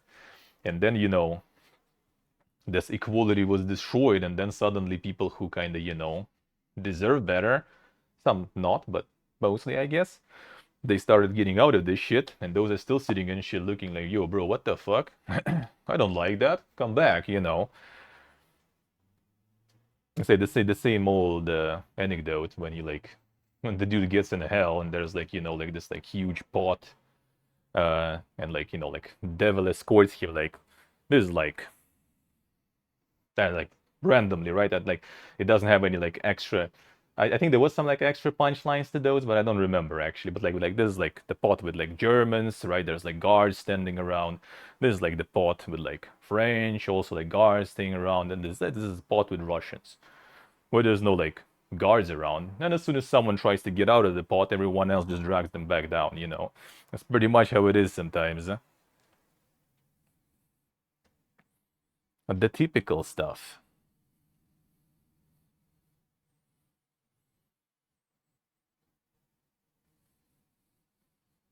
Crabs in the bucket allegory. Yeah, pretty much.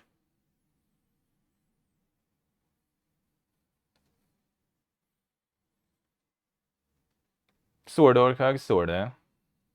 Sorta.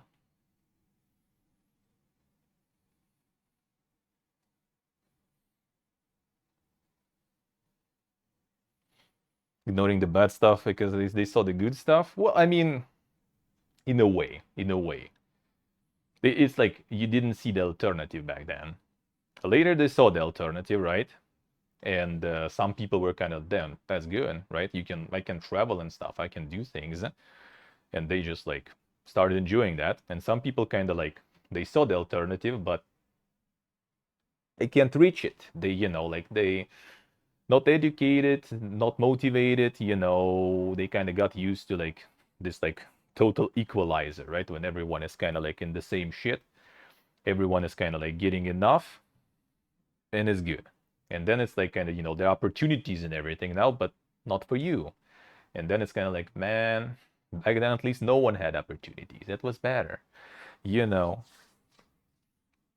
there were some like things that were kind of good, like in general. This is what, for example, like Sweden has nowadays a lot, right? Like some of the Nordic countries, like a lot of like the social, like the strong social infrastructure, sort of, right? Like you could, for example, get an apartment, like you get a family, right? You get kids. Here's free apartment for you, right? Like you could every year you are getting like the free trip or like very discounted trip to like the resort, like mineral water resort, right? Like skiing resort or some other resort, like usually based on like your health stuff, right? Like you are evaluated, like okay, you have some like digestion issues. Well, here's mineral waters resort for you. Enjoy. You go for a month, like a rehab basically, for free or like with a huge discount. And that actually was staying for a while in 90s even too. Like my grandfather was working in the water treatment stations of Moscow, and like he was getting me like summer camps for very cheap, for example. So like for a month I could go to the summer camp like very cheap. So like those things were kind of nice, obviously.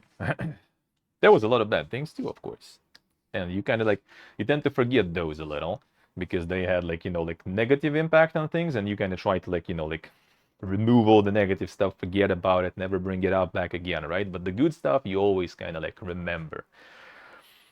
It's kind of like people, kind of me included, sometimes nostalgic for like the 90s and everything. Well, that was kind of nice back then, like the wind of change, the spirit of freedom. And then you remember like like all the drug junkies standing in your like the like in your apartment block in the entryway, right? Or you want to go to school in the morning and you can't open the door because your neighbor is like high and drunk under the door, just like sleeping there and stuff, those kind of things. Those you kind of tend to forget a little. There was way more kind of negative ones too. So but some of them are still kind of like was more funny stuff, I guess. Even the parts where you get like some fights, get beaten or beat someone, that you kind of still remember. A little nostalgic, I guess. Wasn't anything super bad. Yeah, I think so. At least not with me, thankfully. Was close sometimes, but not completely. Yeah, no internet or other media. Yeah, exactly. You can't see stuff because there is no information, like leaking in. Now it's a little harder to hide that, but still. Well, some people they don't even need much really. And then the power of, watching TV, same with watching internet really. It doesn't matter which medium you're watching, it depends on what you watch on the medium. So like I mean you could see also with like all the like the influencing and stuff, right? It's really easy to like drive people's opinion the way you need. It's quite impressive how like nowadays you just kind of like can see it firsthand here how like effective it might be. That is impressive. And it wasn't a thing before, but nowadays you can like literally see how they can like do this effective. It's really powerful. Yeah, one is outside of like Twitter, Facebook, everything else is fine.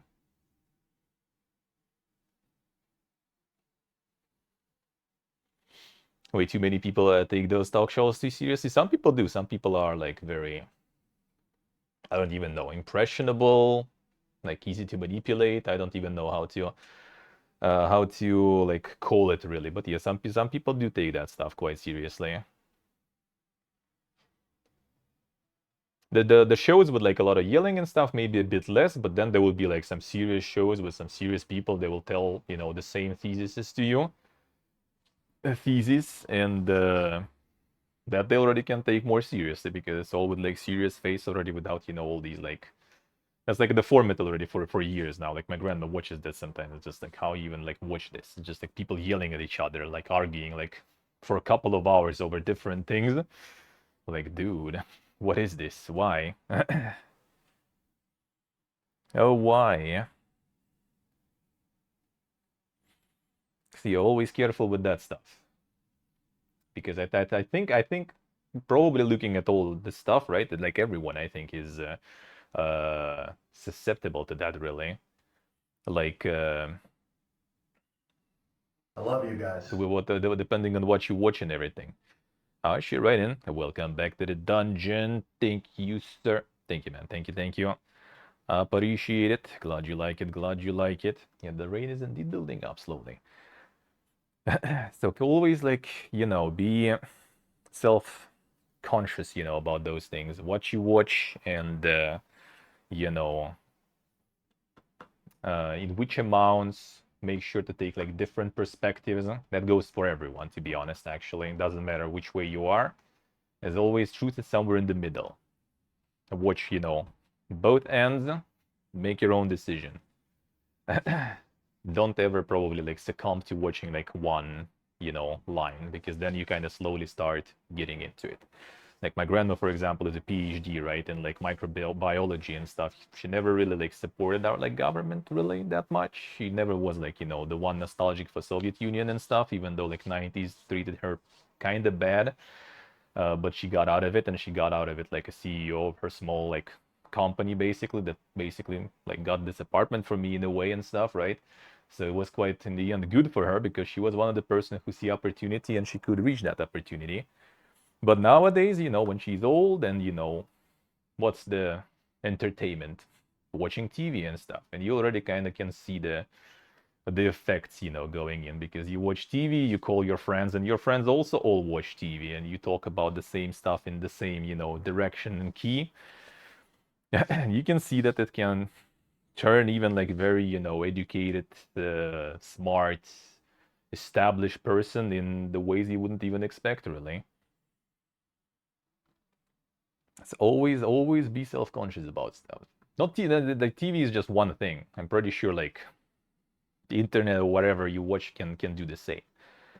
We just kind of this kind of a animal, I guess. We just need to, we just tend to take this information in, and sometimes when you kind of, I guess, like relax a little, you kind of let that information go in, without any filters and stuff, and then at some point you can just like find yourself that you're a little influenced there. A little influence. You do, hamster. Yeah, you can twist anything in any way, absolutely. Absolutely. But it's just like in fact the fact in general how you can like drive the opinion of people like easily through this stuff. Easily. Could be, could be. You never know. You never know. The influence in everyone. Could be that. Could be that. I mean, as long as I can, leave a little bit of a food for thought, that's good. That's what I like. That's what I like to do. That's what I like to do. A little bit. A little bit. But yeah, we'll see. We just kinda waiting now for probably like August or something. We have a vacation in August as always, and we'll see. Maybe it will be like a little longer this time or something, and maybe at the end of August we already maybe gonna peace.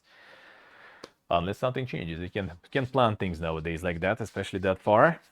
But we'll see. Got influenced into getting a Diablo 4. I mean, in Discord talking about Diablo, we got like Pep already also considering getting it. I think Joe is also today already was asking about some builds and everything, because like people were reading that everyone's having fun and stuff, and they also want on board. Got the guild going, by the way, can apply. Well, I mean, I'm gonna start a game, you will see. So people getting influenced into that too, huh? Indeed. The propaganda. Let's wrap this like just a couple more, I think. The author of leaks about Stalker 2 claiming that the game will be out February 2024. Well, now that it all got leaked, not sure. Not sure. Next Thursday, Grasshopper Manufacture is preparing some announcement in honor of 25-year anniversary. But 25 years in Grasshopper, what the fuck? Yeah, I think Suda left though, right? Didn't Suda left Grasshopper Manufacture? Or it wasn't... Or is Grasshopper manufacturer not doing uh Let It Die universe anymore?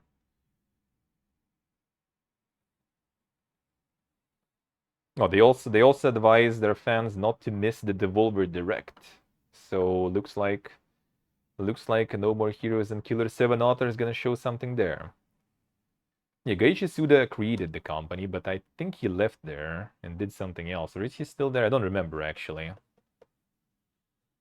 Yeah, there's Chainsaw Remake. I don't remember if he's there still on board. Good, Doc. Nice, nice. Yeah, I got Clara instead of a Jin Yuan. Sadly, but I mean, I can roll with that. Hey, Selpo, da hello. Silver Wolf, I'm gonna skip. Like, that banner doesn't seem that good to me, personally. And I mean, I'm not gonna be able to get the PD roll there anyway, so I'm just gonna be skipping and saving for next one. Or maybe not next one, maybe more even. There's Luocha, I think, in the next one, right? There's support one, healer one, and I already have Bailu, so I think I maybe will even save some more. We'll see. But the Chainsaw Remake, I think, was there. Maybe something else too. I just don't remember. Did Suda leave or not? I remember there was something with them. With him and with the company. But I don't remember. Was it with company or was it with him leaving the company? Hell yeah, nurse, hell yeah. You can get a couple of hours of sleep if you're really tired. You could maybe, but yeah, it's not. Well, it's gonna be kind of long though because they have 6 p.m. one showcase and then 8 p.m. another showcase from them again. So I assume it's just gonna be 2 hours of one into an hour or something of another one. So it's like 3 hours.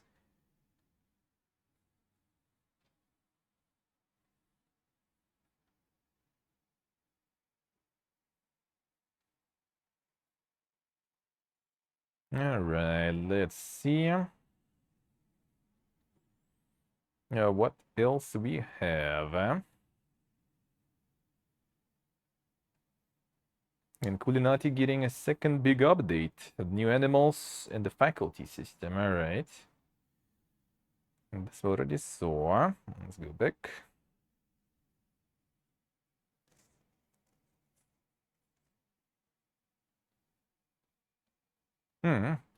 People running Diablo 4 on Steam Deck actually.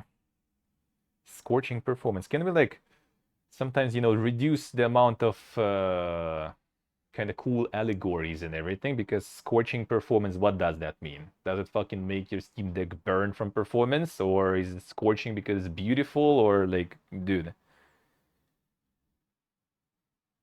Okay, Diablo 4 itself is deeply deck friendly. All right.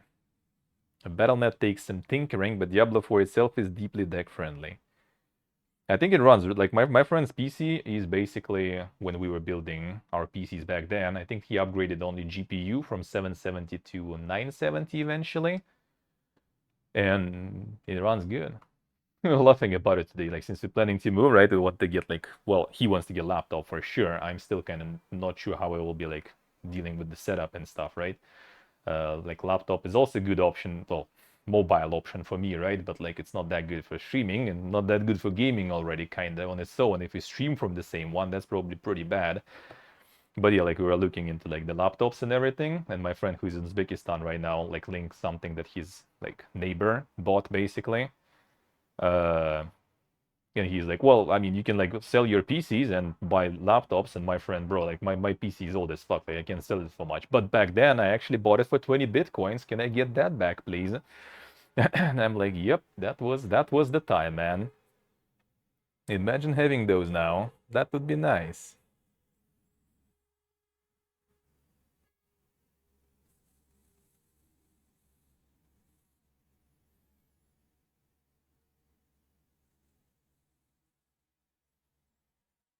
And the Intel NUC PCs could look into something like that. Yeah, that's why I was actually kind of thinking maybe going like first somewhere where we can reach with the train, because it's at least easier to drag a bunch of stuff with you without paying out of your ass too much, right?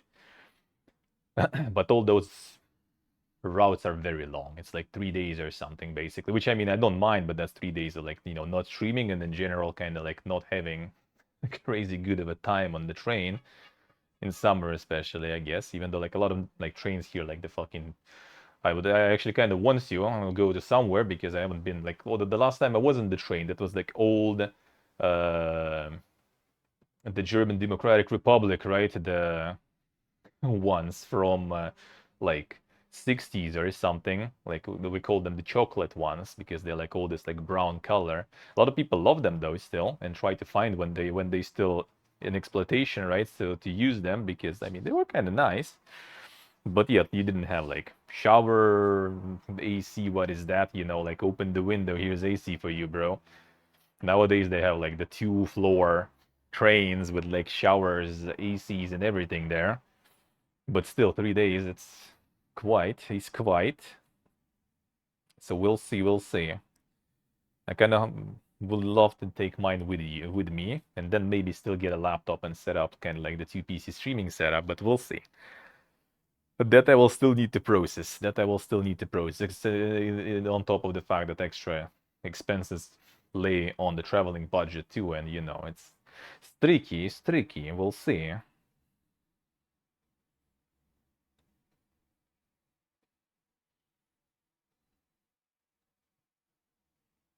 All right, so yeah, for those who missed, in September we're gonna get a Vampire the Masquerade Bloodlines information. The info on the new studio, the studio trailer gonna drop. And some more stuff about it. For now, there is only screenshots. Apparently there are screenshots. In general, like we used to have some peeps who were the enthusiasts of the small format PCs, yeah? I haven't seen them in mine or else community in forever already. There was like a couple of people going ham with that, so I kind of wanted to ask maybe about that. Yeah, the super small cases and everything. We still run like all the usual stuff basically. Maybe a little down bolting, you know, to better heat manage and everything. But those were kind of good, and that would be a bit easier to transport. A little. But we'll see.